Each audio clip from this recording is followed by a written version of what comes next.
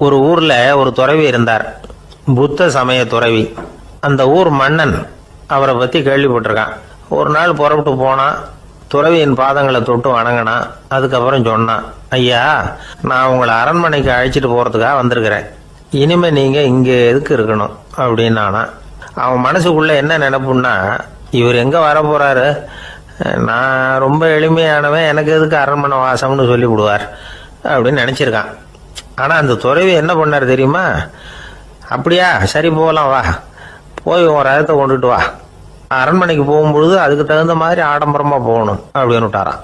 துறவி இப்படி சொன்னதும் அந்த மன்னனுக்கு மனசுக்குள்ள சந்தேகம் வந்துட்டுது. இவர் உண்மையிலேயே துறவி தானா, ஏமாத்து பேர் வழி மாதிரி தெரியுதே அப்படின்னு நினைச்சிருக்கான். இருந்தாலும் இனிமே என்ன பண்றது, சொல்லியாச்சு. ரதத்தை கொண்டுட்டு வந்தான். துறவி ஏறி உட்கார்ந்தார். பக்கத்துல ராஜா. அவர் ரொம்ப உற்சாகமா வரார். இவன் ரொம்ப சோர்ந்து போய் வரான். துறவி மரத்தடியிலேயே வாழ்ந்து பழக்கப்பட்டவர், அரண்மனையில எளிமையா ஒரு இடத்துல உட்காந்துக்குவார் அப்படின்னு நினைச்சான். ஆனா அப்படி இல்லை. அரண்மனைக்கு வந்த உடனே அந்த துறவி அதை கொண்டுட்டு வா, இதை கொண்டுட்டு வான்னு சொல்லி உத்தரவு போட ஆரம்பிச்சுட்டார். அரண்மனையில இருந்தா அரசனை மாதிரி இருக்கணும் அப்படிங்கிறார். ராத்திரி பூரா சௌரியமா தூங்கினார். பகல்ல அரண்மனை தோட்டத்துல உலாவ வேண்டியது, நீச்சல் குளத்துல குளிக்க வேண்டியது, இப்படியே பொழுது போக்கிட்டு இருக்கிறார். அந்த அரண்மனையில துறவி மகிழ்ச்சியா இருக்கிறார். மன்னனால அப்படி இருக்க முடியல. அவருக்கு எந்த கவலையும் இல்லை, இவனுக்கு அரசாங்க கவலைகள். துறவி அப்படி இருக்கிறத இவனால தாங்கிக்க முடியல. ஒரு நாள் அவர்கிட்டயே போய், நான் உங்ககிட்ட கொஞ்சம் பேசணும் நானா. துறவி பார்த்தார். நான் இந்த அரண்மனைக்கு வரும்பொழுதே நீ என்னமோ என்கிட்ட கேட்கணும்னு நினைச்ச, ஏன் காலதாமதம், நீ அனாவசியமா உன்னையே தொந்தரவு பண்ணிட்டு இருக்கிற, நீ கவலையா இருக்கேங்கிறது எனக்கு புரியுது. நான் மரத்தடியில் இருந்தப்போ கூட என்னை அடிக்கடி சந்திச்சுக்கிட்டு இருப்ப, ஏதாவது விளக்கம் கேட்கறது உண்டு. இங்க வந்த பிறகு என்னை சந்திக்கிறது கூட அபூர்வமா போயிட்டுது. நீ இப்போ என்ன கேட்க போறேங்கிறது எனக்கு தெரியும், இருந்தாலும் கேளு அப்படின்னாராம். வேற ஒண்ணும் இல்லைங்க, இப்போ உங்களுக்கும் எனக்கு என்ன வித்தியாசம், 2 பேரும் அரண்மனையில தான் இருக்கிறோம். நீங்க மகிழ்ச்சியா இருக்கிறீங்க, நான் அப்படி இருக்க முடியல. இவ்வளவுக்கும் நீங்க முன்னாடி இருந்தது மாதிரி இல்லை. தினமும் தங்க தேர் கேட்குறீங்க, உயர்தரமான ஆடைகள் அணிகிறீங்க, சுவையான சாப்பாடு. இப்படி இருக்கிறப்போ உங்களுக்கு எனக்கு என்ன வித்தியாசம்? இதுதான் மன்னனுடைய கேள்வி. இதுக்கு பதில் சொல்றேன், என் கூட புறப்பட்டு வா, இந்த நகரத்துக்கு வெளியில போவோம் அப்படின்னு சொல்லி அரசனை கூப்பிட்டுக்கிட்டு ஊர் எல்லைக்கு சேர்ந்தார் துறவி. அங்க போய் சொன்னார், இத பாருப்பா, இந்த இடத்த தான் தேடிட்டு இருந்தேன். இனிமே நான் திரும்பி வர போறதில்ல. நீ என்னோட வர்றியா, திரும்பி போறியா அப்படின்னார். நான் எப்படிங்க உங்க கூட வர முடியும்? என்னுடைய நாடு, என்னுடைய சொத்துக்கள், மனைவி, மக்கள் எல்லாத்தையும் விட்டுட்டு எப்படிங்க வர்றதுன்னா. இப்ப அந்த துறவி சொன்னார், இப்ப வித்தியாசத்தை தெரிஞ்சுக்கிட்டியா? நான் அரண்மனையில் இருந்தேன், எல்லா வித பொருள்களும் உடையவனா இருந்தேன், ஆனா எதையும் சொந்தம் கொண்டாடுறவனா இருக்கல. ஆனா நீ அப்படி இல்லை, எல்லாத்தையும் சொந்தம் கொண்டாடிட்டு இருக்கிற. இதுதான் நமக்குள்ள வித்தியாசம் அப்படின்னு சொன்னார். அரண்மனை ஆடைகளை அப்படியே கலைஞ்சார், அரசங்கிட்ட கொடுத்தார். உன்னுடைய ஆடைகளை நீயே வச்சுக்கோன்னார். அவர் பாட்டுக்கு நடந்து போனார், திரும்பியே பார்க்கல. அரசனுக்கு அப்பதான் தன்னுடைய அறியாமை விளங்குச்சான். இதுல இருந்து நாம புரிஞ்சுக்க வேண்டியது என்னன்னா, இந்த உலகத்துல எத்தனையோ பொருள்கள், அதையெல்லாம் முறையா பயன்படுத்தினா மகிழ்ச்சி. அதை விட்டுட்டு அதுக்கெல்லாம் சொந்தம் கொண்டாட ஆரம்பிச்சா கவலை. நம்ம ஆட்கள் சொந்தம் கொண்டாடுற விதமே தனி. ஒரு ஆளு இன்னொருத்தங்கிட்ட ஒரு கொடை கடன் வாங்கியிருந்தான், திருப்பி கொடுக்கல. கொடையை கொடுத்தவன் கேட்டான், என்கிட்ட கடன் வாங்கினிய கொடை, அதை கொஞ்சம் திருப்பி தர்றியான்னா. அது உனக்கு இப்போ அவசரமா தேவைப்படுதா அப்படின்னு கேட்டான் இவன். எனக்கு தேவைப்படல, அந்த கொடையை நான் யாருகிட்ட வாங்கியிருந்தேனோ அவனுக்கு இப்போ அது அவசரமா தேவைப்படுது அப்படின்னு நானும் அந்த ஆள்.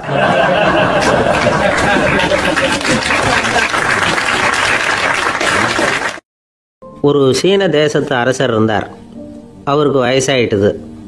அவருக்கு அடுத்தபடியாக அவருடைய புள்ள பட்டத்துக்கு வரணும், ஆட்சி பொறுப்பை ஏற்றுக்கணும். ஒரு நல்ல தலைவனுக்கு இருக்க வேண்டிய பண்புகள்லாம் தன்னுடைய மகனுக்கு இருக்கணும்னு விரும்பினார் அந்த அரசர். அதனால் இளவரசனை பக்கத்தில் இருந்த ஒரு குரு கிட்ட அனுப்புனார். இளவரசன் அவர்கிட்ட போய் சேர்ந்தான். அந்த குரு என்ன பண்ணார் தெரியுமா? இவனை பார்த்து சொன்னார், இதை பாருப்பா, நீ என்ன பண்ணுற, இப்போவே பக்கத்தில் இருக்கிற காட்டுக்கு போ, நடு காட்டில் போய் ஒரு இடத்துல உட்காந்துக்கோ.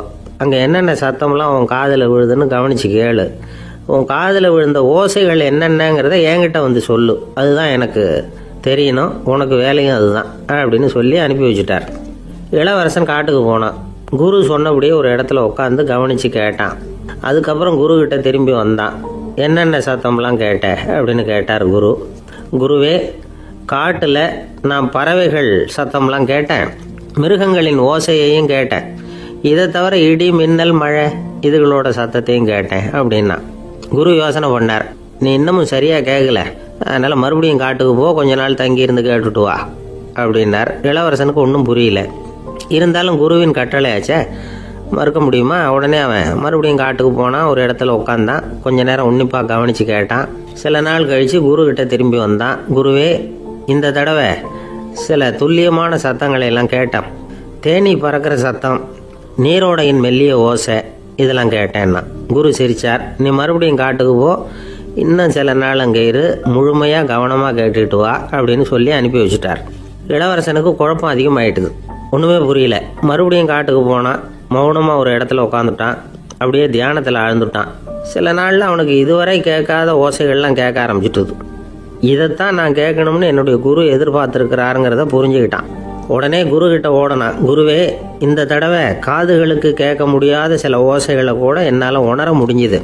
பூ மலருகிற ஓசை, சூரியனால் பூமி சூடாகிறப்போ எழுகிற ஓசை, காலை பனித்துளியை இந்த புல்லுலாம் குடிக்கிற ஓசை, இது எல்லாம் என்னால் நல்லா கேட்க முடிஞ்சுது அப்படின்னா.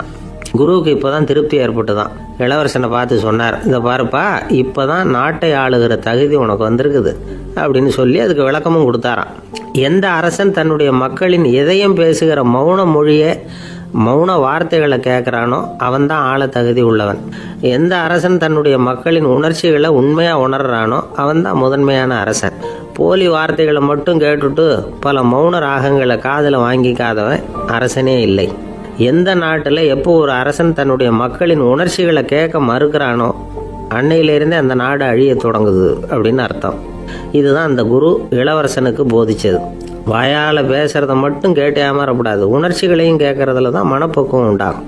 மக்கள் உணர்ச்சிகளை புரிந்து கொள்ளாத அரசர்கள் நீடிச்சிருக்க முடியாது.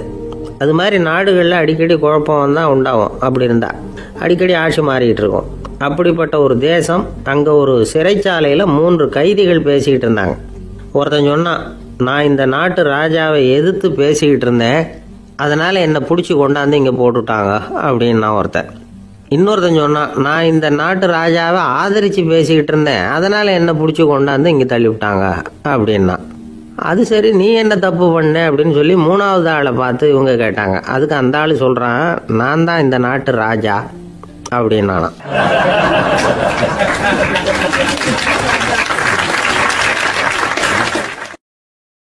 ஒரு ஆள் இருந்தான், நிறைய பணம் சம்பாதிச்சான், ஆனால் செலவு பண்ண மனசு வரல, கருமி. அவன் என்ன பண்ணா, சேர்த்த பணம் பூராவையும் ஒரு மரத்தடியில் புதைச்சி வச்சிருந்தான். வாரத்துக்கு ஒரு தடவை அந்த மரத்தடிக்கு வருவான், புதைச்ச இடத்த ஆவலோடு பார்த்துக்கிட்டு இருப்பான், அதுக்கப்புறம் போயிடுவான். அவ்வளவுதான். ஒரு நாள் ஒரு திருடன் வந்தான். இவன் புதைச்சி வச்சிருந்ததெல்லாம் எடுத்துகிட்டு போட்டான். இது தெரிஞ்சு போச்சு. அந்த கருமி புலம்ப ஆரம்பிச்சிட்டான். இவன் புலம்பலை கேட்டதும் அக்கம் பக்கத்தில் இருந்தவங்கெல்லாம் ஓடி வந்தாங்க. என்ன விஷயம்னு விசாரிச்சாங்க. இவன் சொன்னான்.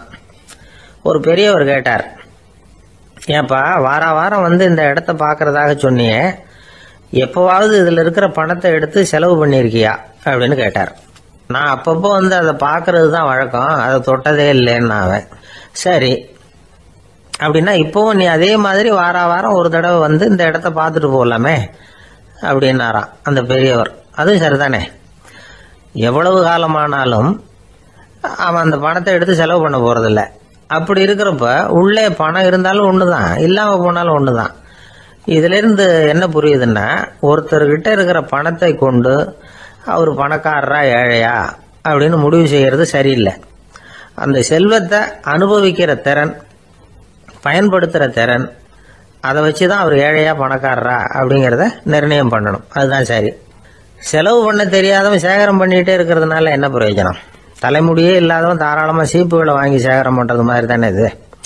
சில சமயம் செலவு பண்ண நாம் தயாராக இருந்தால் கூட அந்த செல்வம் நமக்கு பயன்படுறதில்ல. அரேபியாவில் ஒரு நகை வியாபாரி விலை உயர்ந்த முத்துக்களை எல்லாம் அவர் வச்சு வியாபாரம் பண்ணிக்கிட்டு இருந்தார். அவர் ஒரு சமயம் ஒரு பாலைவனம் வழியாக போயிட்டு இருக்கிறார் ஒட்டகத்தில். அப்போ திடீர்னு கடுமையான புயல் வீச ஆரம்பிச்சுட்டுது. திசை தவறி இவர் எங்கேயோ வந்துட்டார். கூட வந்தவங்களையும் காணல, எங்க போனாங்களோ தெரியல. இவர் ரொம்ப பயந்து போய் அங்கேயும் எங்கேயுமா அலைஞ்சு திரியிறார். வழியே தெரியல. பசி கடுமையாயிட்டுது. ஒட்டகத்து முதுகுல ஒரு மூட்டை இருந்தது. அதை பிரிச்சு பார்த்தார். உள்ள ஏதாவது இருக்கான்னு தேடி பார்க்கறார். அது வரைக்கும் கண்ணில் தட்டுப்படாத அபூர்வமான ஒரு பை கண்ணில் பட்டுது. ஆஹா, அதில் ஏதாவது சாப்பிட்றதுக்கு இருக்கும் அப்படின்னு நினைச்சு ஆவலாக அதை பிரித்து பார்க்கறார். அந்த பையில் விலை உயர்ந்த முத்துக்கள் நிறைய இருந்துதான். அப்பதான் அவர் நினைச்சாராம், விலை உயர்ந்த முத்துக்கள் கூட சாப்பிட்றதுக்கு உணவாக முடியாது அப்படிங்கிறத புரிஞ்சுக்கிட்டாராம். எந்த நேரத்தில் எது நமக்கு தேவையோ அது நமக்கு தாராளமாக கிடைக்கணும். அப்படி அது கிடைக்கிறதுக்கு நம்மகிட்ட இருக்கிற செல்வம் பயன்படணும். அது நமக்கும் பயன்படலாம், நம்ம மூலமா அடுத்தவங்களுக்கும் பயன்படலாம். அதுதான் செல்வத்தின் பயன். ஒரு மரத்தடியில் ஒருத்தன் உட்காந்து அழுதுகிட்டு இருந்தான். அந்த பக்கமா வந்த இன்னொருத்தன் ஏப்பா அழுதுகிட்டு இருக்கிறேன்னு கேட்டான். இந்த இடத்துல தான் பூமிக்கு அடியில் பணம் இருக்குது, புதைச்ச இடம் தெரியல, அதான் அழறேன் அப்படின்னா. நல்லா ஞாபகப்படுத்தி பாரு, எந்த இடத்துல புதைச்ச அப்படின்னு கேட்டான் இவன். அது எப்படி எனக்கு தெரியும், புதைச்சி வச்சிருக்கிறவன் நான் இல்லையே, எங்க எதிர்த்து வீட்டுக்காரன் அப்படின்னானா இவன்.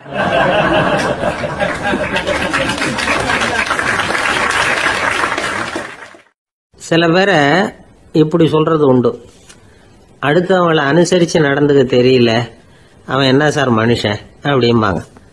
சக மனிதர்களோட எப்படி பழகிறது அப்படின்னு தெரியாததுனாலேயே பல பேர் இன்னைக்கு சங்கடப்பட்டுக்கிட்டு இருக்கிறாங்க. வசதி வாய்ப்பெல்லாம் சரியா இருக்கும், ஆனா வாழ்க்கை சரியா இருக்காது. இன்னொருத்தர்கிட்ட எப்படி பேசுறது பழகிறதுங்கிறது தெரியாததுனாலதான் இந்த அவஸ்தை. சரி, இந்த அவஸ்தை இல்லாம வாழறது எப்படி? இதுக்கு அனுபவசாலிகள் சில வழிமுறைகளை சொல்றாங்க. அதெல்லாம் என்னென்னங்கிறத இப்ப தெரிஞ்சுக்குவோம். முதல்ல நம்ம நாக்கு நம்ம கண்ட்ரோல்ல இருக்கணும். வார்த்தைகளை கொட்டி விட்டு அதுக்கப்புறம் அள்ள முடியாம கடந்து கஷ்டப்படக்கூடாது. எப்படி பேசுறோங்கிறதும் முக்கியம், பேசுறப்ப எப்படி முகத்தை வச்சிருக்கிறோங்கிறதும் முக்கியம். அன்பா பேசினாலும் நல்லா இருக்கும். அப்படி பேசுறப்ப ஆதரவா அவர் தோள் மேல ஒரு கையை போட்டுக்கிட்டு பேசினா இன்னமும் நல்லா இருக்கும். ரெண்டாவது விஷயம், இன்னொருத்தர்கிட்ட பேசுறப்ப வாக்குறுதிகளை அள்ளி வீசக்கூடாது. கொடுக்கற வாக்குறுதி குறைச்சலா இருக்கணும். அப்படி கொடுத்த வாக்குறுதியை கண்டிப்பா நிறைவேற்றணும். நாம ஒருத்தரை பாராட்டுறோம் அல்லது அவரை பத்தி அபிப்பிராயம் சொல்றோம்னா அது ஆக்கப்பூர்வமா இருக்கணும். நம்ம பாராட்டு அல்லது விமர்சனம் அடுத்தவருடைய முன்னேற்றத்துக்கு உதவுறது மாதிரி இருக்கணும். நாம சொல்றதை கேட்டுட்டு அவன் தலையில கையை வச்சுட்டு உட்காந்துடக்கூடாது. எப்பவும் உற்சாகமா இருக்கணும், முகம் அலர்ச்சியா இருக்கணும். மனுஷன் இருந்தா வருத்தம், கவலை, ஏமாற்றம் எல்லாம் இருக்கதான் செய்யும். அதெல்லாம் மனசுல இருக்கட்டும். அந்த வருத்தமும் கவலையும் ஏமாற்றமும் சேர்ந்துகிட்டு நம்ம முகத்துல இருக்கிற மலர்ச்சியை மூடி மறைக்கிறதுக்கு நாம இடம் கொடுத்துடக்கூடாது. எந்த விஷயத்தை பத்தி யாருகிட்ட பேசினாலும் வெளிப்படையா பேசணும், திறந்த மனசோட பேசணும். மூடி மறைச்சி முன்னு முழுங்கிக்கிட்டு இருக்கக்கூடாது. இன்னொருத்தர்கிட்ட பேசுறப்போ விவாதம் பண்ணுங்க, அது தப்பு இல்லை. ஆனா வாதாடிக்கிட்டு இருக்கக்கூடாது. அதாவது என்ன சொல்றாங்கன்னா, டிஸ்கஸ் பண்ணலாம், ஆர்கியூ பண்ணக்கூடாதான். நம்ம கிட்ட இருக்கிற நல்ல குணங்களை நாம எடுத்து சொல்லிட்டு இருக்கக்கூடாது. அந்த நல்ல குணங்களே நம்மளை பத்தி எடுத்து சொல்லணும். அது மாதிரி நடந்துக்கணும். அதே மாதிரி அடுத்தவங்க கிட்ட உள்ள கெட்ட குணங்களை பத்தி அவசியம் இல்லாம நாம பேச வேண்டியதில்லை. உங்களை பத்தி யாராவது தப்பா பேசுறாங்களா, அப்படி அவங்க பேசுறதுல உண்மை இல்லையா அப்படின்னா அதை நீங்க பொருட்படுத்த வேண்டியதில்லை, விட்டுடலாம். அது தானா போயிடும். ஒரு 4-5 பேரோட பேசிக்கிட்டு இருந்தீங்கன்னா எல்லாருக்கும் முக்கியத்துவம் கொடுங்க, யாரையும் அலட்சியப்படுத்தாதீங்க. தமாஷா பேசலாம், ஆனா உங்க தமாஷ் அடுத்தவங்களை கேலி பண்றதா இருக்கக்கூடாது. நமக்கு கிடைக்க வேண்டியது கிடைக்கலையே அப்படிங்கிற தவிப்பு நம்ம கிட்ட இருக்கக்கூடாது. அது தேவையில்லை. உங்க செயல்பாடுகள் தெளிவா இருக்கட்டும், பாராட்டு தானா அவங்களை தேடிட்டு வரும். இன்னொரு மனுஷனுடைய மனசுல கௌரவமான ஒரு இடத்த பிடிக்கணும்னா நாம இந்த குணத்தை எல்லாம் நம்ம கிட்ட வளர்த்துக்கணும். இதெல்லாம் அனுபவசாலிகள் சொல்லி இருக்கிற குறிப்புகள். இந்த குறிப்புகளை சரியா புரிஞ்சுக்கணும், அது முக்கியம். தப்பா புரிஞ்சுக்கிட்டா என்ன ஆகும் தெரியுமா? இதை கேளுங்க. ஒருத்தர் வந்தார், சார் அடுத்தவங்க தோள் மேல கையை போட்டுக்கிட்டு அன்பா பேசணும்னு சொன்னீங்க, அப்படிதான் பேசினேன். அவரு முதுக கூட தட்டி கொடுத்தேன், என் வேலை போயிட்டுது சார், வீட்டுக்கு அனுப்பிச்சுட்டாங்க அப்படின்னார். யாருகிட்ட அப்படி பேசுனீங்கன்னு கேட்டோம். என் முதலாளி கிட்ட சார் அப்படிங்கிறார் ரொம்ப சோகமா.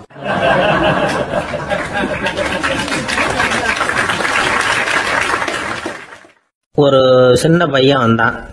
அவனை பார்த்து ஒரு கேள்வி கேட்டோம். ஏன்ப்பா உங்க வீட்டில் அம்மா புத்திசாலியா அப்பா புத்திசாலியா அப்படின்னு. அவன் அலட்சியமா நம்மளை பார்த்து சிரிக்கிறான். என்ன சார் இது, இந்த காலத்தில் இது கூட தெரியாமல் இருக்கிறீங்களே அப்படிங்கிறான். ஒரு சின்ன பையன் நம்மளை பார்த்து இப்படி கேட்டு விட்டானே அப்படின்னு நினைக்கிறப்போ நமக்கு ஒரு மாதிரி ஆகிடும். அதுக்கப்புறம்தான் இந்த தாத்தா பாட்டியெல்லாம் சொல்கிற ஒரு கதை ஞாபகத்துக்கு வந்தது. அது என்ன கதை தெரியுமா? ஒரு ஊரில் ஒரு அம்மாவும் பிள்ளையும் இருந்தாங்களாம். அந்த மகனுக்கு திடீர்னு தேசாந்திரம் போய் வரணும்னு ஆசை வந்துட்டுது. ஊராக போய் சுற்றி பார்க்கணுங்கிற ஆசை. அந்த அம்மாவுக்கு இது பிடிக்கல. மகனை பிரிஞ்சு இருக்கிறதுக்கு அவங்க மனசு இடம் கொடுக்கல. வேணாப்பான்னு சொல்லி பார்த்தாங்க, அவன் கேட்கல. திடீர்னு புறப்படவும் செஞ்சுட்டான். சரி, இனிமே அவனை தடுக்க முடியாதுன்னு முடிவு பண்ணிக்கிட்டாங்க அந்த அம்மா. இருந்தாலும் புத்திசாலித்தனமாக ஒரு யோசனை பண்ணாங்க. மகனை கிட்டத்தில் கூப்பிட்டாங்க. அவங்ககிட்ட சொன்னாங்க, இதை பாருப்பா, நீ தேசாந்திரம் போகிறதுன்னு தீர்மானம் பண்ணிவிட்ட, அதை நான் தடுக்கலை, போயிட்டு வந்துடும். ஆனால் போகிறதுக்கு முன்னாடி எனக்கு ஒரு வாக்குறுதி கொடுத்துட்டு போ அப்படின்னாங்க. போகிறப்போ ராத்திரியாக இருந்தாலும் பகலாக இருந்தாலும் சரி, புளிய மரத்து நிழலில் தான் தங்கணும். திரும்பி வர்றப்போ இரவும் பகலும் நீ வேப்ப மரத்து நிழல்லே தங்கணும் அப்படின்னாங்க. சரி, அப்படியே செய்கிறேன்னு சொல்லி வாக்குறுதி கொடுத்தான் பையன். புறப்பட்டு போனான். போகிற வழியில் புளிய மரத்து நிழல்லே தங்கினான், தூங்கினான். அப்படி போய்கிட்டே இருந்தான். 7வது நாள் அவன் உடம்பு சுகம் இல்லாமல் போயிட்டுது. ரொம்பவும் பலவீனமாயிட்டான். இனிமேல் நடக்க முடியாதுங்கிற நிலைமை வந்துட்டுது. யோசிச்சு பார்த்தான். சரி, இதுக்கு மேலே போக வேண்டாம் அப்படின்னு முடிவு பண்ணிட்டு திரும்பி வர ஆரம்பிச்சுட்டான். திரும்பி வர்றப்போ வழியில் வேப்ப மரத்து நிழல்லையே தங்கி வந்தான். நாளுக்கு நாள் உடம்பு சரியாக வந்துட்டுது. 7வது நாள் வீட்டுக்கு சேர்றான். உடம்பு பழையபடியே கலகலப்பாயிட்டுது. பூரண சுகம். தேசாந்திரம் போன பையன் திரும்பி வந்துட்டானே அப்படின்னு அந்த அம்மா ஆச்சரியப்படலை. ஏன்னா அவங்களுக்கு தெரியும் இப்படி ஆகும்னு. பையன் சீக்கிரமாக திரும்பி வரணுங்கிறதுக்காக தான் அவங்க அந்த யோசனையை சொன்னாங்க. என்ன விஷயங்கிறதையும் அவங்களே சொன்னாங்க. மகனே, புளிய மரத்து நிழல் உடம்புக்கு உஷ்ணத்தை கொடுக்கும், சீக்கம் உண்டாக்கும். அதனால் நீ தொடர்ந்து புளிய மரத்து நிழலில் தங்கினாவே நோய்க்கு ஆளாயிட்ட. அதனால் பயணத்தை முடிச்சுக்கிட்டு திரும்பி வரணுங்கிற முடிவுக்கு வந்துட்ட. திரும்பி வர்றப்போ நீ தங்கினது வேப்ப மரத்து நிழல். அது உடம்புக்கு குளிர்ச்சியை தரக்கூடியது, நோயை தீர்க்கக்கூடியது. அதனால் சுகமாக வீட்டுக்கு சேர்ந்துட்ட. உன்னோட தேசாந்திர பயணத்தை தடுக்கிறதுக்காக தான் இப்படி பண்ணினேன் அப்படின்னாங்களாம் அந்த அம்மா. பார்த்தீங்களா அம்மாவோட புத்திசாலித்தனத்தை? அப்பாவாக இருந்தால் இப்படியா பண்ணுவார்? ஒரு அப்பா பையன்கிட்ட 10 ரூபா கொடுத்து இதை எடுத்துக்கிட்டு அடுத்த ஊருக்கு போய் அங்கே இருக்கிற மாமா கிட்ட இதை கொடுத்துட்டு வாடா, வழியில் எங்கேயாவது மரத்தடியில் படுத்து தூங்கி விடாதே அப்படின்னு எச்சரிக்கை பண்ணி அனுப்புனாராம். பையனுக்கு எச்சரிக்கையாக வாழறது எப்படிங்கிறத கற்றுக் கொடுக்கறதுக்காக இப்படி பண்ணார். அவன் பணத்தை வாங்கிட்டு போனான். அப்பா சொன்னதை மறந்துட்டு ஒரு மரத்தடியில் படுத்து தூங்கிட்டான். அவனுக்கு தெரியாமல் அவன் பின்னாடியே போன அப்பா அவன் கையில் இருந்த அந்த 10 ரூபாயை நைஸாக எடுத்துகிட்டு வந்துட்டார். அவன் பையில் தானே வச்சுருந்தான், அது தெரியாமல் எடுத்துகிட்டு வந்துட்டார். அவன் தூங்கிக்கிட்டு இருக்கான். எடுத்துகிட்டு ஒரு மறுபடியும் வீட்டுக்கு வந்துட்டார். பையன் முழிச்சுக்கிட்டு பையை தடவி பார்க்குறான், பணத்தை காணும். அழுதுகிட்டே திரும்பி வந்தான். அப்பா கிட்ட விஷயத்த சொன்னான். அப்பா சிரிச்சுக்கிட்டே சொன்னார், அதுக்கு தான்ப்பா ஆரம்பத்திலேயே எச்சரிக்கை பண்ணினேன், இனிமேலாவது நீ ஜாக்கிரதையாக இருக்கணும் அப்படிங்கிறதுக்காக தான் இப்படி பண்ணினேன். அந்த பணம் எங்கேயும் போயிடல, நான் தான் அதை உனக்கு தெரியாமல் எடுத்து வச்சிருக்கிறேன். இதோ பாரு அப்படின்னு சொல்லிட்டு சைடு பாக்கெட்டில் கையை விட்டா அது ஓட்டையாக இருக்குது. அதை எவனோ ஏற்கனவே கத்திரிச்சு எடுத்துகிட்டு போயிட்டான். இப்போ அப்பா முகத்தில் அசடு வழிஞ்சுதான்.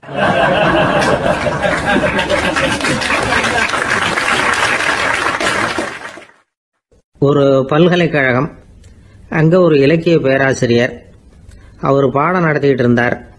ராபர்ட் பிரவுனிங் எழுதிய கவிதைகளை பற்றி சொல்லிகிட்டு இருக்கிறார். மாணவர்களும் ரொம்ப அக்கறையாக அதை கேட்டுக்கிட்டு இருக்கிறாங்க. ஒரு குறிப்பிட்ட கவிதையை பற்றி சொல்லும் பொழுது அந்த பேராசிரியருக்கே ஒரு சந்தேகம். அதாவது அந்த கவிதையின் சரியான அர்த்தம் என்னங்கிறதுல சந்தேகம்.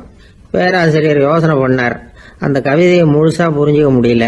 அதனால் மாணவர்களை பார்த்து சொன்னார், மாணவர்களே, ஒரு நாள் பொறுத்துங்க, இந்த கவிதையை எழுதின கவிஞர் எங்கள் வீட்டுக்கு பக்கத்தில் தான் இருக்கிறார். இன்னைக்கு சாயந்தரம் நான் அவரை நேரிலேயே போய் பார்க்குறேன். பார்த்து இதுக்கு என்னங்க அர்த்தம்னு கேட்டுட்டு வந்துடுறேன். அதுக்கப்புறம் உங்ககிட்ட சொல்கிறேன் அப்படின்னாராம். அன்னைக்கு சாயந்தரமே அந்த பேராசிரியர் கவிஞரை தேடிக்கிட்டு போயிட்டார். கவிஞர் அவங்க வீட்டில் அவர் பாட்டு உட்காந்துருந்தாராம். இவர் போய் அவர் முன்னாடி உட்காந்தார். அப்புறம் கேட்டார், ஐயா, அந்த கவிதையின் முழு பொருள் என்னன்னு தெரிஞ்சுட்டு போகிறதுக்காக வந்திருக்கிறேன் அப்படின்னாராம். எந்த கவிதை அப்படின்னாராம் அவர். இவர் அந்த கவிதையை சொல்லியிருக்கார். கவிஞர் கொஞ்சம் யோசனை பண்ணிவிட்டு அப்புறம் சொன்னாராம், பேராசிரியரே நீங்க கொஞ்சம் தாமதமா வந்துட்டீங்கன்னாராம். இவருக்கு ஒன்றும் புரியல. நீங்க என்ன சொல்றீங்க, நான் தாமதமா வந்துட்டேன்னா?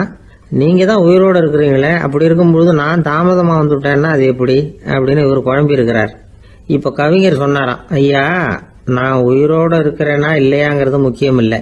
நான் அந்த கவிதை வரிகளை எழுதினப்போ 2 பேருக்கு அதோட அர்த்தம் தெரிஞ்சிருந்தது. இப்போ ஒரே ஒருத்தருக்கு தான் அதோட அர்த்தம் தெரியும் அப்படின்னாராம். பேராசிரியர் யோசனை பண்ணியிருக்கார். அப்படின்னா அந்த ஒருத்தர் கவிஞர் ராபர்ட் பிரவுனிங்கை தவிர வேற யாரா இருக்க முடியும்? இவர் தான் அப்படிங்கறத அவர் மனசுல நினைச்சுக்கிட்டார். அதனால சொன்னார், ஐயா நான் தாமதமா வரல, அந்த கவிதையின் பொருள் என்ன அது சொல்லுங்கன்னார். பேராசிரியரே நான் சொல்றது உங்களுக்கு புரியலன்னு நினைக்கிறேன். நான் இந்த வரிகளை எழுதினப்போ 2 பேருக்கு அதோட அர்த்தம் தெரிஞ்சிருந்தது. அந்த 2 பேர் யாருன்னா, ஒருத்தர் ராபர்ட் பிரவுனிங், அதாவது நான், இன்னொருத்தர் கடவுள். இப்போ அது கடவுளுக்கு மட்டும்தான் தெரியும். நானே இதை பத்தி பல தடவை யோசனை பண்ணி பார்த்தேன். இது ரொம்ப அழகானது, ஆனாலும் ரொம்ப வழுக்கலானது. அதை பிடிச்சிட்டோம்னு நினைச்சிட்டு இருக்கும் பொழுதே காத்து மாதிரி அது உங்ககிட்ட இருந்து ஓடி போயிடுது. எனக்கு ரொம்பவும் வருத்தமா தான் இருக்குது. நிச்சயமா நான் தான் இந்த வரிகளை எழுதியிருக்கிறேன். அதுல அர்த்தம் இருக்குங்கிறது எனக்கு தெரியும், அதை நான் உணர்றேன். ஆனா நீங்க என்ன மன்னிக்கணும், எனக்கே கூட அதை என்னால விளக்க முடியல. அப்படி இருக்கும் பொழுது உங்களுக்கு எப்படி அதை நான் விளக்க முடியும் அப்படின்னு அந்த கவிஞர். அனுபவிக்கப்படக்கூடிய எல்லாமே விளக்கப்படக்கூடிய ஒன்றல்ல, விளக்கப்படும் எல்லாமே அனுபவிக்கப்படக்கூடிய ஒன்றல்ல அப்படிங்கிறது ஞானிகளுடைய கருத்து. அதுக்காக தான் அந்த சம்பவம். வாழ்க்கையில் நீங்கள் தொடர்ந்து ஆய்வு செய்து கொண்டே இருக்கக்கூடிய விளக்கங்களை ஒருபோதும் அடைய முடியாத பரிமாணங்கள் இருக்கிறதுனால தான் அது அலுப்பு தட்டாமல் இருக்குது. உங்களால் நிறைய அனுபவிக்க முடியும், இருந்தாலும் நீங்கள் அனுபவித்து அறிந்த விஷயங்கள் கூட வார்த்தைகளால் விளக்கப்பட முடிவதில்லை அப்படிங்கிறது பெரியோர் சிந்தனை. இதெல்லாம் ஒரு பக்கம் இருக்கட்டும். நமக்கு தெரிஞ்ச பேராசிரியர் ஒருத்தர் 1 மணி நேரம் ரொம்ப விவரமா வகுப்பு எடுத்தார். கடைசியா சொன்னார், மாணவர்களே ரொம்பவும் எளிமையா விளக்கமா எல்லா விவரமும் சொல்லியிருக்கிறேன். அதனால இதுல உங்களுக்கு சந்தேகம் வர்றதுக்கு வாய்ப்பே இல்லை. இருந்தாலும் கேட்க வேண்டிய கடமை கேட்கிறேன். இதுவரைக்கும் நடத்தினதுல யாருக்காவது ஏதாவது சந்தேகம் உண்டா அப்படின்னு கேட்டாராம். எனக்கு ஒரே ஒரு சந்தேகம் தான் சார் அப்படின்னு எழுந்திரிச்சு நிக்கிறான் ஒருத்தன். என்னன்னு கேட்டாராம். இதுவரைக்கும் நீங்க என்ன பாடம் சார் நடத்துனீங்க அப்படின்னானா அவன்.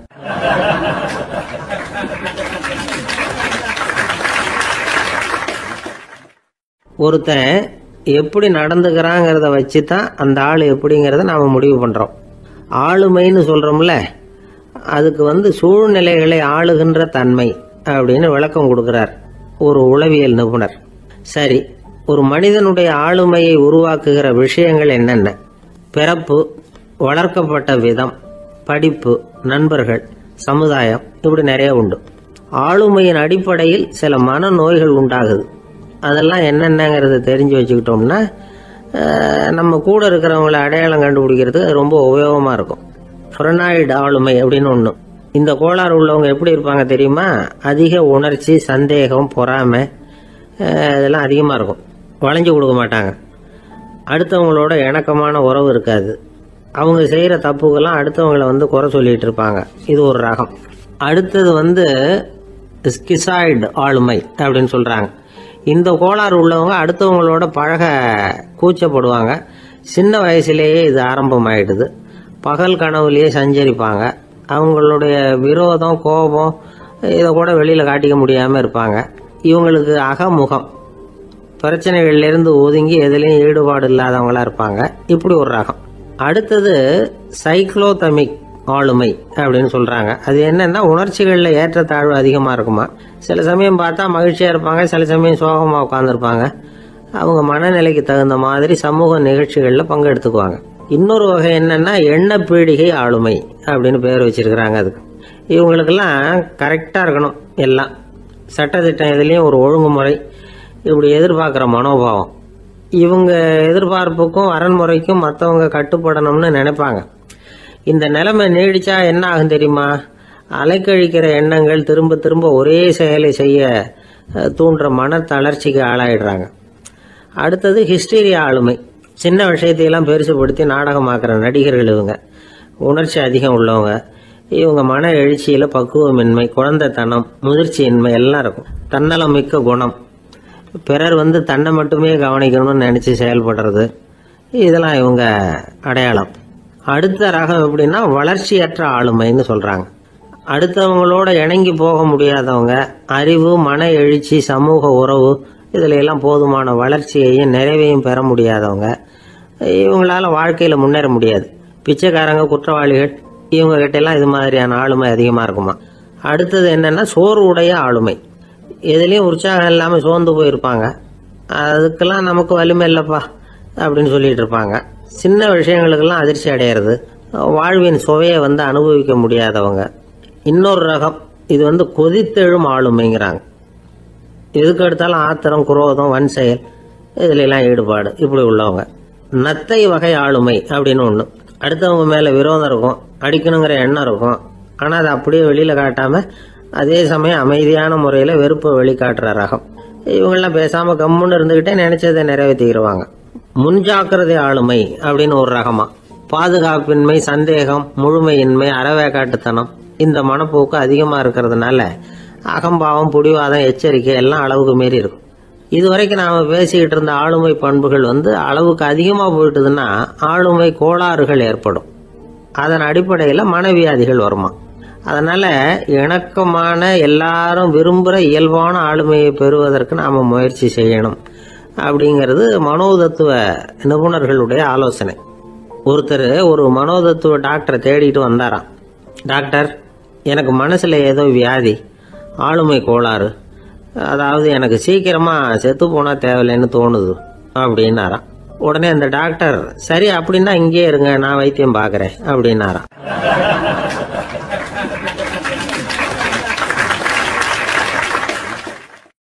பந்திக்கு முந்தர ஆசாமிகள் நம்மள பல பேர் உண்டு.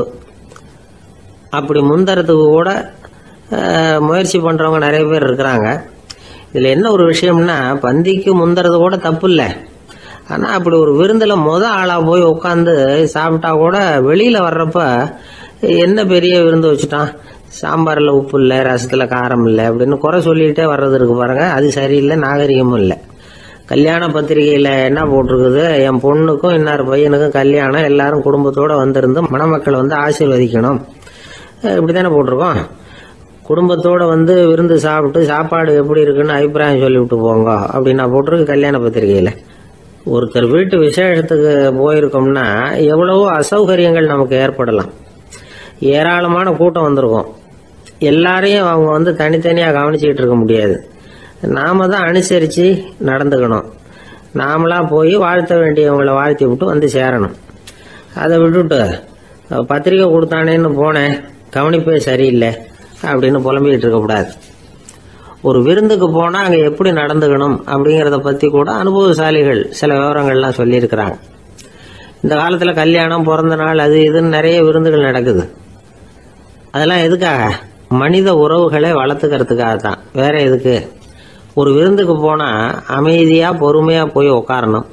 அடிச்சு பிடிச்சிக்கிட்டு இடத்த பிடிக்க போறேன் அப்படின்னு நிக்கப்படாது. முதல் பந்தி நடந்துகிட்டு இருந்தா அது முடிஞ்சு இலை எடுத்து சுத்தம் பண்ணதுக்கு அப்புறம் போய் உட்கார்றது தான் நாகரீகம். இலை எடுக்கிறதுக்கு முன்னாடியே அங்க போய் உட்காந்தா நல்லா இருக்காது. நீங்க சாப்பிட்டுட்டு உட்காந்துருக்கீங்களா, சாப்பிட்றதுக்கு உட்காந்துருக்கீங்களா, பாக்குறவங்களுக்கு சந்தேகம் வந்துடும். அதே மாதிரி இலையில எல்லா ஐட்டமும் பரிமாறினதுக்கு அப்புறம் சாப்பிட ஆரம்பிக்கணும். ஒவ்வொரு ஐட்டமா வைக்க வைக்க நாம பாட்டுக்கு எடுத்து உள்ள தள்ளிட்டே இருந்தோம்னா எதை வச்சோம் எதை வைக்கலன்னு பரிமாறினவரே குழம்பி போயிடுவார். ஏன்னா எப்ப பார்த்தாலும் இலை காலியாவே இருக்கும். சாப்பிட்றப்போ உங்க சாப்பாட்டையே நீங்க கவனிக்கணும். அடுத்தவங்க இலையில என்ன இருக்கு, பக்கத்துல இருக்கிறவர் எதை அதிகமா சாப்பிடுறார், இதெல்லாம் நமக்கு என்னத்துக்கு? எல்லாரும் சாப்பிட்டு முடிக்கிற வரைக்கும் பொறுமையா இருக்கிறது தான் நல்லது. நீங்க மட்டும் திடீர்னு பாதியில எழுந்திருச்சு பக்கத்துல இருக்கிறவங்களுக்கு சங்கடமா இருக்குமேங்கிறதெல்லாம் யோசிக்காம நீங்க பாட்டு எழுந்திரிச்சு போக கூடாது. பக்கத்துல உள்ளவங்க உங்களை எழுந்திருக்க சொன்னா எழுந்திரிச்சு போகலாம். விருந்துகள்ல சாப்பாட்டை வீணாக்கிறதே ஒரு நாகரிகமா போட்டுது. இந்த காலத்துல சாப்பாட்டுக்கே கஷ்டப்பட்டுக்கிட்டு பல பேர் இந்த உலகத்துல இருக்கிறப்போ சாப்பாட்டை வீணாக்குறது எவ்வளவு பெரிய மோசம்ங்கிறத நினைச்சு பார்க்கணும். வேணுங்கிற அளவுக்கு கேட்டு வாங்கி சாப்பிட்றது தான் முறை. விருந்துல இந்த பஃபே அப்படின்னு சொல்லி ஒரு முறை சொல்றாங்கல்ல, அதாவது உணவு வகைகளை எல்லாம் பொதுவா ஒரு இடத்துல வச்சுடுறது, நமக்கு தேவையானதை நாமே எடுத்து ஒரு தட்டுல போட்டுக்கிட்டு சாப்பிட வேண்டியது. இதுல கூட சில பேர் தேவைக்கு அதிகமா எடுத்து போட்டுக்கிட்டு வீணாக்குறாங்க. சில சமயம் கடைசியா சாப்பிட போறவங்களுக்கு எல்லா ஐட்டமும் கிடைக்காம போகலாம். அதை போய் பெருசு பண்ணிட்டு இருக்க கூடாது. என்ன சார் இந்த அளவுக்கு கூடவா நாகரிகம் தெரியாம இருக்கிறோம், இதை போய் பெருசா சொல்ல வந்துட்டீங்களே அப்படின்னு நினைக்கலாம். ஒருத்தர் 2 பேருக்கு இந்த விவரம் தேவைப்படலாம். அவங்க காதலையும் இது விழட்டுமேங்கிறதுக்காக தான் இது. ஒரு பெரிய கல்யாண விருந்து நடந்துகிட்டு இருந்தது. விருந்து மண்டபத்து வாசல்ல ஒருத்தர் நின்றுக்கிட்டு வர்றவங்களையெல்லாம் ரொம்ப மரியாதையா வணங்கி உள்ள அனுப்பி வச்சுக்கிட்டு இருந்தார். எப்படி தெரியுமா? வர்றவங்க கையெல்லாம் பிடிச்சி முத்தம் கொடுத்து அதுக்கப்புறம் உள்ள அனுப்பி வச்சுக்கிட்டு இருந்தாராம். கூட்டம்லாம் முடிஞ்சதுக்கு அப்புறம் அவர்கிட்ட போய் கேட்டிருக்கிறாங்க, சார் நானும் எவ்வளவோ விருந்துகளுக்கு போயிருக்கிறேன், இருந்தாலும் இவ்வளவு மரியாதையா வர்றவங்க கைக்கெல்லாம் முத்தம் கொடுத்து வரவேற்கிறத இங்கதான் பாக்குறேன் அப்படின்னு சொன்னாங்க. அதுக்கு அவரு சொன்னார், அட போங்க சார், நான் முத்தம் கொடுக்கல, முந்தின பந்திக்கு வந்து சாப்பிட்டவங்களே அடுத்த பந்திக்கும் வர்றாங்களான்னு மோந்து பார்த்து அனுப்பி வச்சுக்கிட்டு இருந்தேன் அப்படின்னார்.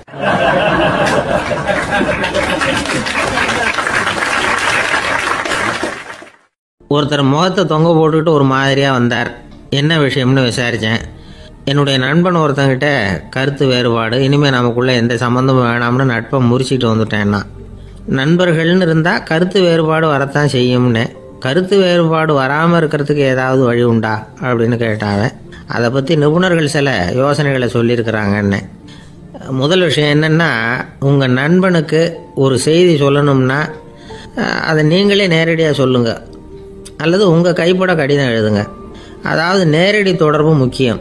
அதை விட்டுட்டு இன்னொருத்தர் மூலமாக நண்பர்களுக்கு செய்தி அனுப்புனா நீங்கள் சொல்கிற செய்தி அப்படியே போய் சேராது, அது சேதமாயிடும்.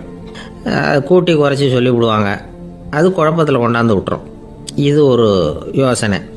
2வது யோசனை என்னன்னா, நீங்கள் ஒரு நல்ல காரியத்தை செய்யும் பொழுது உங்கள் நண்பரையும் சேர்த்துக்குங்க, அவருக்கும் அதில் ஒரு ஈடுபாட்டை உருவாக்குங்க. 3வது யோசனை, நம்ம பக்கத்தில் இருக்கிற நண்பர் மகிழ்ச்சி அடைகிற மாதிரி ஏதாவது செய்யணும். சின்ன சின்ன செயல்களாக இருந்தாலும் பரவாயில்ல, அவர் நமக்கு எதுவும் செய்யலையே, நாம் எதுக்கு செய்யணும் அப்படின்னு நினச்சிக்கிட்டு இருக்கக்கூடாது. 4வது யோசனை என்னென்னா, உங்களுக்கு ஒரு பிரச்சனையா அல்லது உங்கள் நண்பருக்கு ஒரு பிரச்சனையா, எதுவாக இருந்தாலும் 2 பேரும் சேர்ந்து உட்காந்து ஆலோசனை பண்ணுங்க.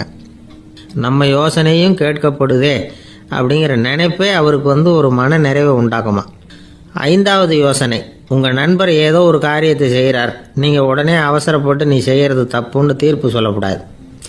அவர் அதை செய்யறதுக்கான நியாயங்கள் எவ்வளோ இருக்கும், அதை புரிஞ்சுக்கிறதுக்கு முயற்சி பண்ணணும். 6வது யோசனை, உங்கள் நண்பர் என்ன சொன்னாலும் அதை பொறுமையாக கேளுங்க. அவர் சொல்கிறத புரிஞ்சுக்கணும், அவர் சொல்ல விரும்புகிறத புரிஞ்சுக்கணும், அவர் சொல்ல முடியாமல் தவிக்கிறதையும் புரிஞ்சுக்கணும். இப்படி 3 விதமாகவும் அவரை புரிஞ்சுக்கிட்டு அதுக்கு தகுந்த மாதிரி செயல்படணும். 7வது யோசனை என்னன்னா, உங்கள் நண்பர் உங்ககிட்ட வந்து ஏதோ ஒரு கருத்தை சொல்கிறார், அது உங்களுக்கு பிடிக்கல, அதுக்காக உடனே நீ சொல்கிறது சரியில்லை, நான் ஒத்துக்க மாட்டேன் அப்படின்லாம் மறுத்துக்கிட்டு இருக்கக்கூடாது. அவர் சொல்கிறத கேட்கணும், பொறுமையாக சிந்திக்கணும், அதுக்கப்புறம் பதில் சொல்லணும். இப்படிலாம் நடந்துக்கிட்டால் நண்பர்களுக்குள்ள கருத்து வேறுபாடு வர்றதுக்கு வாய்ப்பே இருக்காது அப்படின்னு வல்லுநர்கள் தொகுத்து சொல்லியிருக்கிறாங்க இந்த யோசனைகளை. எனக்கு தெரிஞ்ச சில நண்பர்கள் உண்டு, அவங்களுக்குள்ளேயும் கருத்து வேறுபாடுகள் வராமல் இருக்கிறதுக்கு சில நுட்பங்களை கையாளுறது உண்டு. ஒருத்தர் சொன்னார், அந்த டாக்டர் சின்ன வயசுலேருந்து என் கூட பழகினவர், நாங்கள் 2 பேரும் இணை பிரியாத நண்பர்கள், இருந்தாலும் எனக்கு உடம்பு சரியில்லைன்னா நான் அவர்கிட்ட வைத்தியம் பார்த்துக்க மாட்டேன் அப்படின்னார் ஒருத்தர். ஏன் அப்படின்னு கேட்டேன். எங்கள் நட்பு கெட்டுப்படக்கூடாது இல்லையா, அதனால தான் அப்படின்னாரு இவர்.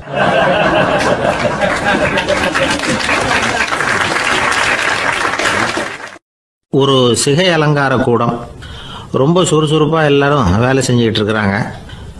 முடிவெட்டிக்க வந்திருக்கிறவங்க நிறைய பேர், எல்லாரும் வரிசையாக உட்காந்துருக்குறாங்க.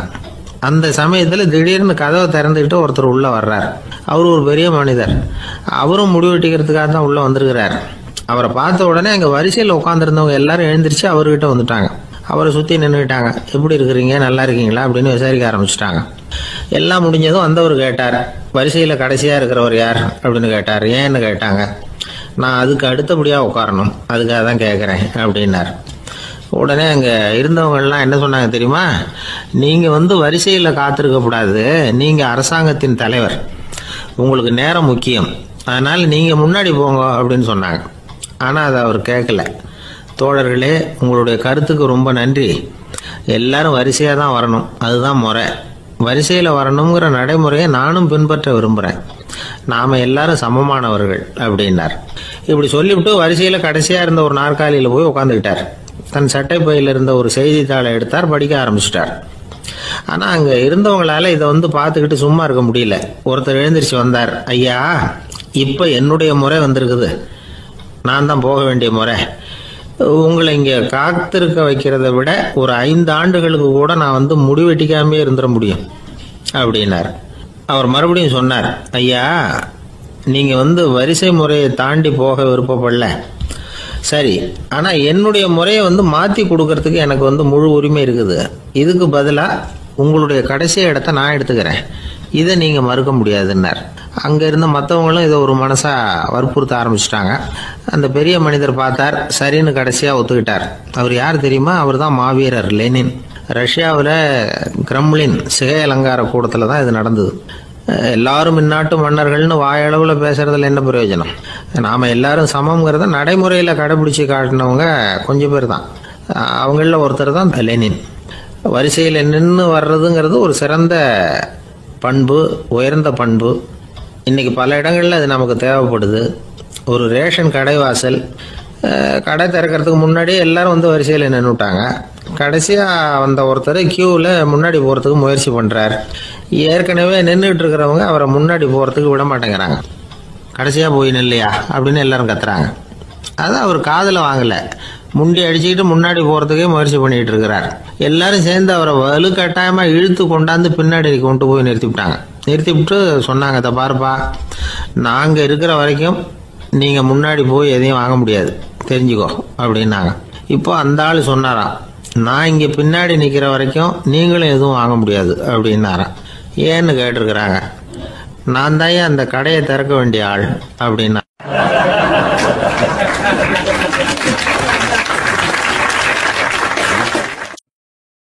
ஒருத்தர் ஒரு தவறு செஞ்சு விடுறாருன்னு வச்சுக்கோங்க. உடனே நீ செஞ்சது தவறு அப்படின்னு சொல்கிறது ஒரு வகை. அதுக்கு பதிலாக எது சரின்னு அவர் புரிந்து கொள்ள உதவி செய்கிறது இன்னொரு வகை. இந்த 2வது வகை இருக்கு பாருங்க, நிர்வாக இயலில் இது ரொம்ப முக்கியம். அலுவலகத்தில் வேலை பார்க்குற ஒருத்தர் முக்கியமாக தெரிஞ்சுக்க வேண்டியது என்ன தெரியுமா?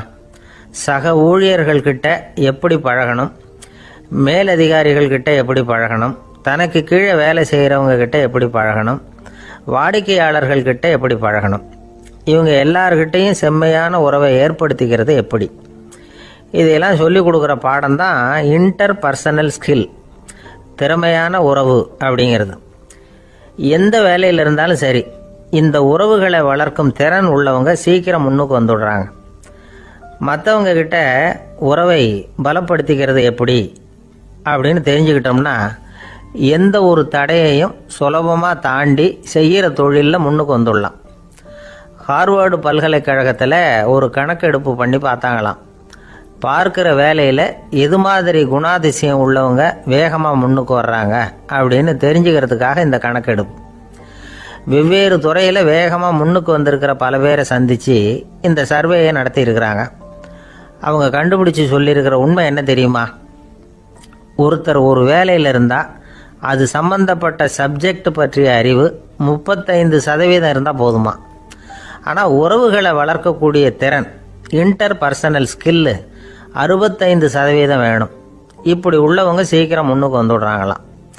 அதனால் ஒருத்தருக்கு வேலை சரியாக புரியலைன்னா கூட விவரமாக மற்றவங்க கிட்ட பழகிறது எப்படின்னு புரிஞ்சால் போதும், அவர் முன்னுக்கு வந்துடலாம். அலுவலகங்களில் மட்டும் இல்லை, எல்லா இடங்கள்லையும் இது ரொம்ப முக்கியம். வீட்டுக்குள்ளேயும் இது ரொம்ப முக்கியம், வீட்டுக்கு வெளியேயும் இது முக்கியம். அடுத்தவங்க கிட்ட பழகிறது எப்படிங்கிறத தெரிஞ்சுக்காதவன் வாழ்க்கையில் முன்னேற முடியாது. இன்னைக்கு ஆயுதங்களால் காயப்படுத்தி கொள்ளுகிறவர்களை விட வார்த்தைகளால் காயப்படுத்தி கொள்ளுகிறவர்கள் தான் அதிகம். பெரியவங்க என்ன சொல்கிறாங்க தெரியுமா? நீங்கள் இந்த பூமியில் பிறந்ததன் அர்த்தம் பூர்த்தி ஆகணும்னா அடுத்தவங்களுக்கு உதவி பண்ணுங்க. அடுத்தவங்களுக்கு உதவி செய்ய முடியாவிட்டால் கூட பரவாயில்லை, ஆனால் யாரையும் புண்படுத்தி விடாதீங்க அப்படின்னு சொல்கிறாங்க. எனக்கு தெரிஞ்ச ஒருத்தர் ஒரு அலுவலகத்தில் வேலை பார்க்குறார். அவர் சொல்லுவார், எனக்கு இந்த இன்டர் பர்சனல் ஸ்கில் ரொம்ப அதிகம் சார். சக ஊழியர்கள்கிட்ட ரொம்ப சுமூகமாக நடந்துக்குவேன்.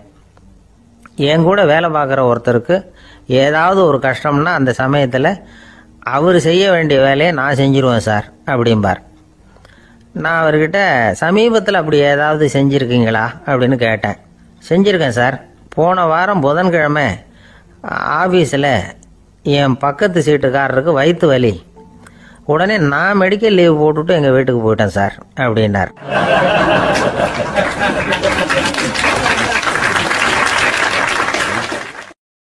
ஒரு நண்பர், அவர்கிட்ட பேசிக்கிட்டு இருந்தேன். மனித உறவுகள் பற்றி அவர் சொல்லிகிட்டு இருந்தார். அமெரிக்காவில் தந்தை மகன் உறவு எப்படி இருக்குது அப்படிங்கிறத விளக்கிறதுக்கு அவர் ஒரு கதையை சொன்னார். ஒரு அப்பா பகல் பூராவும் அலுவலகத்தில் வேலை, ஓடி ஆடி உழைச்சிக்கிட்டு களைச்சி போய் ராத்திரி 10 மணிக்கு மேலே வீடு திரும்பினான். வீட்டு வாசலில் அவரோட மகன் காத்துக்கிட்டு இருக்கிறான். இன்னமும் தூங்கலை. அப்பா வாசல்லையே தடுத்து நிறுத்தி, அப்பா உனக்கு சம்பளம் எவ்வளவு அப்படின்னு கேட்குறான். ஏற்கனவே ஆஃபீஸ் பிரச்சனைகளால் அழுத்து போய் திரும்புகிற அப்பாவுக்கு கோவம் வந்துடுது. என்னடா இப்படிலாம் கேளுன்னு உங்கள் அம்மா உனக்கு சொல்லி கொடுத்தாளா அப்படின்னு சொல்லிவிட்டு உள்ளே போய் சட்டையை கட்டி மாட்டி விட்டு குளிச்சு விட்டு மறுபடியும் வெளியில் வந்து உடையை மாற்றுகிற சமயம் அப்போ மறுபடியும் மகன் உள்ளே வந்து நிற்கிறான் அவர் முன்னாடியே. அப்பா உனக்கு எவ்வளவு சம்பளங்கிறான் மறுபடியும். அப்பாவுக்கு எரிச்சல் அதிகமாகிட்டுது. மணிக்கு $20 போதுமா அப்படின்னார். அப்படின்னா எனக்கு ஒரு $10 தர முடியுமான்னா மகன். இதுக்கு தான் என் சம்பளம் எவ்வளவுன்னு கேட்டியா? 2ஆம் வகுப்பு படிக்கிற உனக்கு எதுக்குடா $10 அப்படின்னு கத்திவிட்டு தொலைக்காட்சி பெட்டியின் முன்னாடி போய் உட்காந்துக்கிட்டு ஏதோ நிகழ்ச்சியை பார்க்க ஆரம்பிச்சிட்டார். கொஞ்ச நேரம் கழித்து மறுபடியும் மகன் வந்து நிற்கிறான். அப்பா ப்ளீஸ் எனக்கு ஒரு $10 கொடுக்க முடியுமா? மகனுடைய கண்களில் கண்ணீர். என்னடா அவன் கண்ணீரை காட்டி காரியம் சாதிக்கலாம்னு பார்க்குறியா? ஒரு காசு கூட கொடுக்க மாட்டான் போ அப்படின்னு விரட்டி விட்டான். மகன் கண்ணீரை தொடச்சிக்கிட்டே கண்ணை தொடச்சிக்கிட்டு பேசாமல் போய் படுத்துக்கிட்டானா. கொஞ்ச நேரம் ஆச்சு. அப்பாவோட கோபம் கொஞ்சம் கொஞ்சமாக குறைஞ்சிது. பிள்ளைகிட்ட கோபமாக கத்துனது தப்பு தாங்கிறது புரிஞ்சுது அவனுக்கு. எழுந்திரிச்சு போனான், படுக்கை இறக்கி போனான். மகனை பார்த்தான். அவன் தலையணையை கட்டி பிடிச்சிக்கிட்டு அழுதுகிட்டு இருக்கிறான். அவனை மெல்ல நெருங்கி அவங்ககிட்ட எதமாக பேசுறதுக்கு ஆரம்பித்தானான். எதுக்குடா உனக்கு $10 பள்ளிக்கூடத்தில் கேட்டாங்களா அப்படின்னு கேட்டானா. மகன் சொல்லியிருக்கான், இல்லை டாடி, உனக்கு 1 மணி நேரம் சம்பளம் $20ன்னு சொன்னேன். நீ ஏற்கனவே எனக்கு கொடுத்த பாக்கெட் மணி $10 என்கிட்ட இருக்குது. இப்போ நீ இன்னொரு $10 கொடுத்தீங்கன்னா அதையும் சேர்த்து $20 ஆகிடும். அந்த $20 நான் உனக்கு கொடுத்துருவேன். அப்படி கொடுத்தா நீ என் கூட 1 மணி நேரம் செலவழிப்ப இல்லையா? அதுக்காக தான் $10 கேட்டேன் அப்படின்னு சொன்னானா. அந்த அப்பா கண்ணு கலங்கி போச்சான். ஆதரவோடு தன்னுடைய மகனை கட்டி பிடிச்சி அழ ஆரம்பிச்சிட்டாராம். இதுதான் நண்பர் சொன்ன கதை. அமெரிக்கா மட்டும் இல்லை, உலகம் பூராவும் இன்றைக்கி மனித உறவுகள் இப்படி தான் மாறிட்டு இருக்கு. பெரியவர்கள் அறிவுரை என்ன தெரியுமா? உங்கள் குழந்தைகளிடமிருந்து குழந்தை பருவத்தை பிரித்து விடாதீர்கள் அப்படிங்கிறது தான். அதாவது இன்றைய குழந்தைகள் தங்கள் பிருந்தாவனத்தை இழந்து விடுகிறார்கள் அப்படிங்கிறது அவங்களுடைய கருத்து. இந்த நிலைக்கு நாம் காரணமாக இருந்துடக்கூடாது. குழந்தைகளோட விளையாடுவோம், குடும்பத்தோடு உறவாடுவோம் அப்படிங்கிறது தான் நம்முடைய நோக்கமாக இருக்கணும். இன்றைய உறவு முறைக்கு இன்னொரு உதாரணம் சொல்லுவாங்க. ஒருத்தர் வந்தாராம், அவர் பக்கத்தில் ஒரு சின்ன பையன். நாம் அவரை விசாரிக்கிறோம், யார் இந்த பையன் அப்படின்னா அவர் சொல்கிறார், இவன் எனக்கு தூரத்து உறவு அப்படின்னாராம். இந்த தூரத்து உறவுன்னா எப்படின்னு இருக்கான். இதுக்கு அவன் சொல்லியிருக்கிறான், இவன் எங்கள் அப்பாவுக்கு 8வது புள்ள அப்படின்னானா.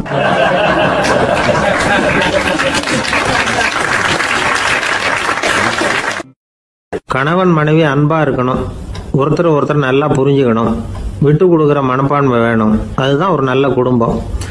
இன்னைக்கு பல குடும்பங்களில் அர்த்தமில்லாத சண்டைகள் தான் அதிகம். கிராமப்புறங்களில் வேடிக்கையாக ஒரு கதை சொல்லுவாங்க. ஒரு ஊரில் ஒரு ஆள் இருந்தான், வேலை வெட்டி இல்லாமல் சும்மாவே இருந்தான். அவனுக்கு கல்யாணம் பண்ணி வச்சாங்களாம். மனைவி வந்து சேர்ந்தா, சும்மாவே உட்காந்துருக்கிறியே, ஏதாவது சம்பாதிக்கிற வழியை பாரு அப்படின்ட்டு இருக்கா. அதுக்கு தான் யோசனை பண்ணிட்டு இருக்கிறேன், ஒரு அருமையான ஐடியா அப்படின்னானா. என்ன அது சொல்லு அப்படின்ட்டு இருக்கா. அவ ஒரு ஆட்டுக்குட்டி வாங்க போறேன்னு இருக்கான். அதை வாங்கி என்ன பண்ண போறேன்னா, அந்த குட்டி வளரும், பெருசாகும், அதுக்கப்புறம் அது நிறைய குட்டி போடும் அப்படின்ட்டுருக்கான். சரி, அப்புறம் என்ன, அதையெல்லாம் சந்தையில் கொண்டுட்டு போய் விற்றுவிட்டு அந்த காசுக்கு ஒரு எருவு மாடு வாங்கலாம். சரி, அது எதுக்கு? எருவு மாடு நிறைய பால் கொடுக்கும், அதை கொண்டுகிட்டு போய் பால் பண்ணையில் கொடுப்பேன், அல்லது நானே விற்றுருவேன், கை நிறைய காசு கிடைக்கும். அதுக்கப்புறம் ஒரு பசுமாடு வாங்குவேன், பாலையும் விற்கலாம், நாமளும் காய் போட்டு சாப்பிட்லாம், இப்படிலாம் சொல்லியிருக்கான். அப்போ அந்த பொண்ணு சொல்லிச்சான், அடுத்த தெருவில் இருக்கிற எங்கள் அம்மா வீட்டுக்கும் கொஞ்சம் பால் கொடுத்து அனுப்பலாம் அப்படின்ட்டுருக்கான் அந்த பொண்ணு. இந்த இடத்துல கணவனுக்கு கோவம் வந்துட்டுது. அது எப்படி உங்கள் அம்மா வீட்டுக்கு எதுக்கு கொடுக்கணும், அதெல்லாம் முடியாதுன்றிருக்கான். இந்த இடத்துல சண்டை ஆரம்பமாயிட்டுது. கொஞ்ச நேரத்துல 2 பேரும் சத்தம் போட ஆரம்பிச்சுட்டாங்க. கடுமையான சண்டை நடக்கிறத பக்கத்து வீட்டுக்காரன் காதுல வாங்கினான். அவன் ஓடியாந்தான். அவனுக்கு தெரியும் வாங்காத மாட்டுக்காக இப்படி சண்டை போட்டுக்கிட்டு இருக்கிறாங்கிறது அவனுக்கு புரியும். அவன் ஓடி வந்து சொன்னான், ஏண்டா உன்னோட பசுமாட்டை ஒழுங்கா கட்டி போடக்கூடாதான் இருக்கான். என்னடா சொல்றேன்னா, இவன் உன் மாடு என் தோட்டத்துல வந்து மேய்ஞ்சுட்டுது, பயிரெல்லாம் நாசமாயிட்டுது, 10,000 ரூபா அளவுக்கு சேதம், அதை வாங்கிட்டு போறதுக்கு தான் வந்தேன், குடுறா 10,000 நானா. இவன் அரண்டு போயிட்டான். அப்புறம் சொன்னா, டேய் நான் இன்னும் மாடே வாங்கலையே, அதுக்குள்ள அது வந்து எப்படிடா உன் தோட்டத்துல மேயும், என்னடா உளர்றேன்னு இருக்கான். நீ தாண்டா இப்போ உளறிக்கிட்டு இருக்க, மாடே வாங்கல, அதுக்குள்ள எப்படிடா வந்து உன்னுடைய மனைவி அவங்க அம்மா வீட்டுக்கு பால் கொடுத்து அனுப்ப முடியும் அப்படின்னு அவன் கேட்டானா. நம்ம ஆளுக்கு இப்பதான் புத்தி வந்துதான். அர்த்தமே இல்லாத சண்டை போட்டுக்கிட்டு இருக்கிறோம் அப்படிங்கறத அவன் புரிஞ்சுக்கிட்டானா. இது நம்ம முன்னோர்கள் சொல்லி இருக்கிற ஒரு கதை. சண்டையில தான் அர்த்தம் இல்லையே தவிர கதையில் அர்த்தம் உண்டு. அதாவது இல்லாத விஷயங்களுக்காக சண்டை போட்டுக்கிட்டு இல்லறத்தை வீணாக்கிக்கிட்டு இருக்கிற மனிதர்கள் இன்றைக்கு நிறைய பேர் இருக்கிறாங்க. ஒருத்தன் தன்னுடைய மனைவியை பத்தி மாமனார்கிட்ட புகார் சொன்னானா, மாமா உங்க பொண்ணு அர்த்தமில்லாத சண்டை போடுறா, எதுக்கு எடுத்தாலும் எடுத்தெறிஞ்சு பேசுறா அப்படின்னு இருக்கான். நீ எப்படி மாப்பிள்ளை அதை சமாளிக்கிற அப்படின்னு கேட்டிருக்காரு அவரு. அவ எடுத்தெறியறது என் மேல படாம ஒதுங்கி நின்னுக்கிறேன் அப்படின்னு நானா இவன்.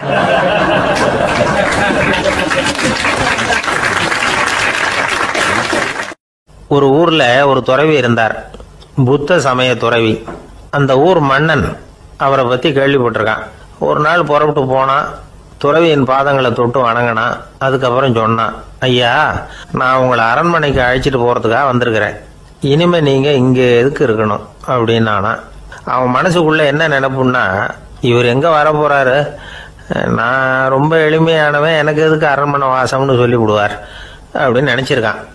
ஆனா அந்த துறவி என்ன பண்ணார் தெரியுமா, அப்படியா சரி போகலாம் வா, போய் உன் ரதத்தை கொண்டுட்டு வா, அரண்மனைக்கு போகும்பொழுது அதுக்கு தகுந்த மாதிரி ஆடம்பரமா போகணும் அப்படின்னு விட்டாரான். துறவி இப்படி சொன்னதும் அந்த மன்னனுக்கு மனசுக்குள்ள சந்தேகம் வந்துட்டுது. இவர் உண்மையிலேயே துறவி தானா, ஏமாத்து பேர் வழி மாதிரி தெரியுதே அப்படின்னு நினைச்சிருக்கான். இருந்தாலும் இனிமே என்ன பண்றது, சொல்லியாச்சு. ரதத்தை கொண்டுட்டு வந்தான். துறவி ஏறி உட்கார்ந்தார். பக்கத்துல ராஜா. அவர் ரொம்ப உற்சாகமா வரார்.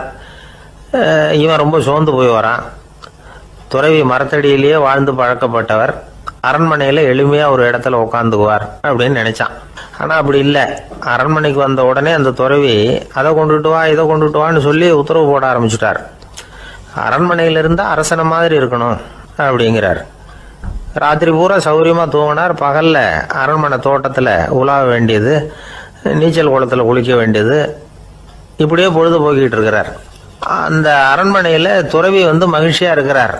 மன்னனால அப்படி இருக்க முடியல. அவருக்கு எந்த கவலையும் இல்லை, இவனுக்கு அரசாங்க கவலைகள். துறவி அப்படி இருக்கிறத இவனால தாங்கிக்க முடியல. ஒரு நாள் அவர்கிட்டயே போய், நான் உங்ககிட்ட கொஞ்சம் பேசணும் நானா. துறவி பார்த்தார். நான் இந்த அரண்மனைக்கு வரும்பொழுதே நீ என்னமோ என்கிட்ட கேட்கணும்னு நினைச்ச, ஏன் கால தாமதம், நீ அனாவசியமா உன்னையே தொந்தரவு பண்ணிட்டு இருக்கிற, நீ கவலையா இருக்கேங்கிறது எனக்கு புரியுது. நான் மரத்தடியில் இருந்தப்போ கூட என்னை அடிக்கடி வந்து சந்திச்சுக்கிட்டு இருப்ப, ஏதாவது விளக்கம் கேட்கறது உண்டு. இங்க வந்த பிறகு என்னை சந்திக்கிறது கூட அபூர்வமா போயிட்டுது. நீ இப்போ என்ன கேட்க போறேங்கிறது எனக்கு தெரியும், இருந்தாலும் கேளு அப்படின்னாராம். வேற ஒண்ணும் இல்லைங்க, இப்போ உங்களுக்கும் எனக்கு என்ன வித்தியாசம், 2 பேரும் அரண்மனையில தான் இருக்கிறோம். நீங்க மகிழ்ச்சியா இருக்கிறீங்க, நான் அப்படி இருக்க முடியல. இவ்வளவுக்கும் நீங்க முன்னாடி இருந்தது மாதிரி இல்லை. தினமும் தங்க தேர் கேட்குறீங்க, உயர்தரமான ஆடைகள் அணிகிறீங்க, சுவையான சாப்பாடு. இப்படி இருக்கிறப்போ உங்களுக்கு எனக்கு என்ன வித்தியாசம்? இதுதான் மன்னனுடைய கேள்வி. இதுக்கு பதில் சொல்றேன், என் கூட புறப்பட்டு வா, இந்த நகரத்துக்கு வெளியில போவோம் அப்படின்னு சொல்லி அரசனை கூப்பிட்டுக்கிட்டு ஊர் எல்லைக்கு வந்து சேர்ந்தார் துறவி. அங்க போய் சொன்னார், இத பாருப்பா, இந்த இடத்த தான் தேடிட்டு இருந்தேன், இனிமே நான் வந்து திரும்பி வர போறதில்ல, நீ என்னோட வர்றியா திரும்பி போறியா அப்படின்னார். நான் எப்படிங்க உங்க கூட வர முடியும், என்னுடைய நாடு, என்னுடைய சொத்துக்கள், மனைவி, மக்கள் எல்லாத்தையும் விட்டுட்டு எப்படிங்க வர்றதுன்னா. இப்ப அந்த துறவி சொன்னார், இப்ப வித்தியாசத்தை தெரிஞ்சுக்கிட்டியா, நான் அரண்மனையில் இருந்தேன், எல்லா வித பொருள்களும் உடையவனா இருந்தேன், ஆனா எதையும் சொந்தம் கொண்டாடுறவனா இருக்கல. ஆனா நீ அப்படி இல்லை, எல்லாத்தையும் சொந்தம் கொண்டாடிட்டு இருக்கிற, இதுதான் நமக்குள்ள வித்தியாசம் அப்படின்னு சொன்னார். அரண்மனை ஆடைகளை அப்படியே களைஞ்சார், அரசங்கிட்ட கொடுத்தார். உன்னுடைய ஆடைகளை நீயே வச்சுக்கோன்னார். அவர் பாட்டுக்கு நடந்து போனார், திரும்பியே பார்க்கல. அரசனுக்கு அப்பதான் தன்னுடைய அறியாமை விளங்குச்சான். இதுல இருந்து நாம புரிஞ்சுக்க வேண்டியது என்னன்னா, இந்த உலகத்துல எத்தனையோ பொருள்கள், அதையெல்லாம் முறையா பயன்படுத்தினா மகிழ்ச்சி. அதை விட்டுட்டு அதுக்கெல்லாம் சொந்தம் கொண்டாட ஆரம்பிச்சா கவலை. நம்ம ஆட்கள் சொந்தம் கொண்டாடுற விதமே தனி. ஒரு ஆளு இன்னொருத்தங்கிட்ட ஒரு கொடை கடன் வாங்கியிருந்தான், திருப்பி கொடுக்கல. கொடையை கொடுத்தவன் கேட்டான், என்கிட்ட கடன் வாங்கினிய கொடை, அதை கொஞ்சம் திருப்பி தர்றியான்னா. அது உனக்கு இப்போ அவசரமா தேவைப்படுதா அப்படின்னு கேட்டான் இவன். எனக்கு தேவைப்படல, அந்த கொடையை நான் யாருகிட்ட வாங்கியிருந்தேனோ அவனுக்கு இப்போ அது அவசரமா தேவைப்படுது அப்படின்னு நானும் அந்த ஆள்.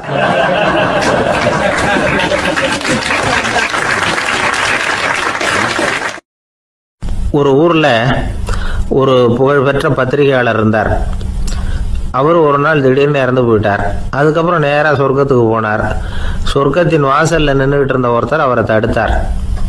இதை பாரு, ஏற்கனவே இங்க 12 பத்திரிகையாளர்கள் இருக்கிறாங்க, அவங்களுக்கே இங்க வேலை இல்லை. அதுக்கு என்ன காரணம்னா, சொர்க்கத்துல திடுக்கிடும் செய்திகள்லாம் ஒன்றும் கிடையாது. அப்படி என்ன இருக்க போகுது இங்க எல்லாம் அது ஒழுங்கா நடந்துகிட்டு இருக்கோம். எல்லாம் ஒழுங்கா நடந்தா பத்திரிகைகளுக்கு சுவாரஸ்யமான கொலை கொள்ளை தீ வைப்பு இது மாதிரி எதுவும் இங்க இல்லை. ஏற்கனவே இங்க இருக்கிறவங்க எல்லாரும் மரத்தடியில் உட்காந்துக்கிட்டு தியானம் பண்ணிட்டு இருக்கிறாங்க. அந்த ஒரே செய்தி தான் தினமும் இங்க வந்துகிட்டு இருக்குது. அதை படிக்கிறதுக்கே இங்க ஆள் கிடையாது. அதனால நான் என்ன சொல்றேன்னா, நீ பேசாம நரகத்துக்கே போயிடு. அங்க எவ்வளவோ நிகழ்ச்சிகள் நடந்துகிட்டு இருக்கு. அங்கதான் அதிகமான பத்திரிகையாளர்கள் தேவைப்படுறாங்க. அங்க உனக்கு நிறைய வேலை இருக்கும். அதை செய்யறதில்ல, நீயும் மகிழ்ச்சியா இருக்கலாம் அப்படின்னு சொன்னாராம். அங்க அந்த சொர்க்கத்தின் வாசல்ல நின்றுகிட்டு இருந்தவர். இந்த பத்திரிகையாளர் அங்கேயே நின்று கொஞ்சம் யோசனை பண்ணார். இவருக்கு சொர்க்கத்திலே இருக்கணும்னு தான் ஆசை. அதனால மெதுவா அவர்கிட்ட பேசினாராம். ஐயா, என்ன ஒரு 24 மணி நேரம் இங்க உள்ள இருக்கிறதுக்கு அனுமதி கொடுங்க. இங்க இருக்கிற பல பத்திரிகையாளர்களை எனக்கு தெரியும். அவங்கள சில பேரை சமாதானப்படுத்தி மெதுவா பேசி நரகத்துக்கு அனுப்பி வச்சுடுறேன். நான் இங்க இருந்துக்கிறேன். உங்க கணக்குப்படி 12 பேருக்கு மேல இங்க தாண்டாது, அப்படி பாத்துக்கிறேன் அப்படின்னாராம். அவரும் யோசனை பண்ணி பார்த்துட்டு, சரி அப்படியே உனக்கு அனுமதி கொடுக்குறேன், ஆனா ஒரு விஷயம், 24 மணி நேரம் தான் அனுமதி, அதுக்குள்ள எல்லாம் நடக்கணும் அப்படின்னு இருக்காரு. சரின்னு சொல்லிவிட்டு இந்த பத்திரிகையாளர் உள்ள போனார். யோசனை பண்ணார். திட்டம் போட்டு ஒரு பொருளையை கிளப்பி விட்டார். சக பத்திரிகையாளர்கள் எல்லாம் கூப்பிட்டு சொன்னாராம், இந்த பாருங்க, நரகத்துல ஒரு பெரிய தினசரி பேப்பரை கொண்டுகிட்டு வர்றதுக்காக திட்டம் போட்டுக்கிட்டு இருக்காங்க. அதுக்கு பல அதிகாரிகள் தேவைப்படுறாங்க. நிறைய சம்பளம் கிடைக்கும். யார் யாரெல்லாம் நரகத்துக்கு போக ஆசைப்படுறாங்களோ அவங்க எல்லாம் போகலாம் அப்படின்னு ஒரு பொருளையை கிளப்பி விட்டார். 24 மணி நேரம் கழிச்சு வாசல் பக்கம் போனார். அங்க இருந்தவர்கிட்ட எத்தனை பேர் வெளியேறினாங்கன்னு விசாரிச்சாராம்.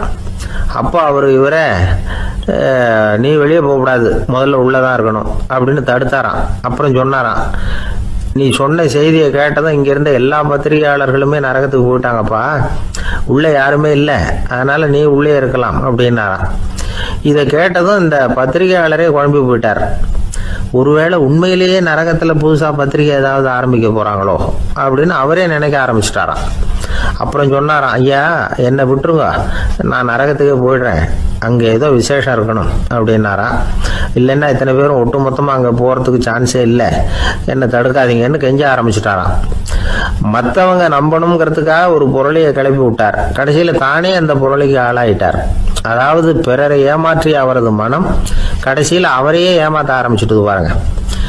நீங்க இப்படி அடுத்தவங்களை ஏமாத்துறதுக்கு உங்க மனசை பழக்கப்படுத்துறீங்க, ஆனா கடைசியில் அதனால நீங்களே ஏமாற்றப்படுகிறீர்கள் அப்படிங்கிறது பெரியவர்களுடைய புத்திமதி. அதனால உங்க மனசுகிட்ட ரொம்ப எச்சரிக்கையா இருங்கோ அப்படிங்கிறாங்க. நம்ம ஆளுங்க அங்க போய்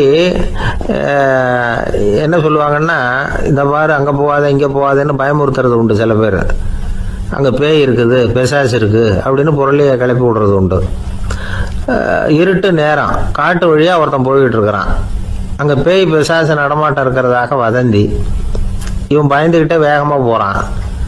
காடு முடிஞ்சு மெயின் ரோட்டுக்கு வந்து சேர்ந்தான். அப்பாடா, ஒரு பஸ் நின்றுட்டு இருக்கு தனியா, இருட்டுல லேசா தெரிஞ்சது. ஓடி போய் ஏறி உள்ள உட்காந்துக்கிட்டான். பயந்துகிட்டே போனவன் அப்புறம் தான் தெரியுது உள்ள யாருமே இல்லை, டிரைவரும் இல்லை, கண்டக்டரும் இல்லை, வேற யாரும் இல்லை. இவனுக்கு பேய் பயம் அதிகமாக போட்டுது. ஏன்னா நடு ராத்திரி. இந்த நேரம் பார்த்து அந்த பஸ் தானே நகர ஆரம்பிச்சுதான். இவனுக்கு இன்னும் பயம் அதிகமாக போட்டுது. ஏன்னா டிரைவர் சீட்டு காலியாக இருக்கு, பஸ்ஸு நகருது. இவன் உடம்பு பூரா நடுங்க ஆரம்பிச்சுட்டுது. வீல்னு கத்தலாமான்னு பார்த்தான். அந்த நேரம் பார்த்து அவன் தோளில் ஒரு கை விழுந்துதான். திடுக்கிட்டு திரும்பி பார்த்துருக்கிறான். அங்கே டிரைவர் நிற்கிறார். அவர் சொன்னாராம், ஏன்பா ஏற்கனவே பஸ்ஸு